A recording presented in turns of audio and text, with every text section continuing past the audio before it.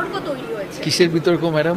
মানে আপনার সঙ্গে এমন কি দরকার পড়লো অনুব্রত মণ্ডলের, এইটা নিয়ে খুব সোশ্যাল মিডিয়ায় ভাইরাল হয়েছে। আমার সঙ্গে যেই স্টেজ শেয়ার করে তারই কি দরকার পড়ে না তো। পাবলিক মানুষ আমি, উনিও পাবলিক মানুষ, আর কত পাবলিক মানুষ আছে। আমি গেছিলাম ডিস্ট্রিক্ট স্পোর্টস ফেডারেশনের ফাংশনে, তা স্টেজ শেয়ার করলে কি হয়েছে? আমি সব রকম মানুষের সাথেই স্টেজ শেয়ার করি। অ্যাকচুয়ালি অন্য লোকেরা তাদের পলিটিক্যাল হেট্রেডে আমাকে জড়িয়ে ফেলে। So I am not a political person. I can share the stays with anybody and I will. আমার কোনো দেওয়াও নেওয়াও নেই, পাওয়াও নেই।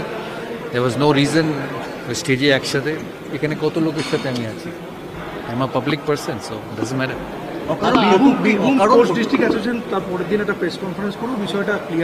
প্রেস কনফারেন্স করার দরকারও ছিল না।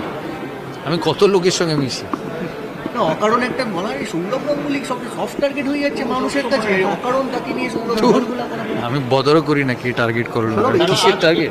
এরকম একটা ঘটনা, কোন ঘটনা? অন্য প্রশ্ন জিজ্ঞেস করো, কিছু না। এই প্রশ্নের উত্তর আমার কাছে নেই। ঘটনা এটাকে কি বলবো? এটা কি বাংলার সংস্কৃতি? আমার এইসব প্রশ্নের উত্তর নেই। তুমি হ্যাঁ খেলাধুলোর প্রশ্ন করলে আমি উত্তর দিতে পারি। আমি চাইবো তাদের চাকরি হোক, আর তাদের চাকরির ব্যবস্থাও হবে আমার মনে হয়।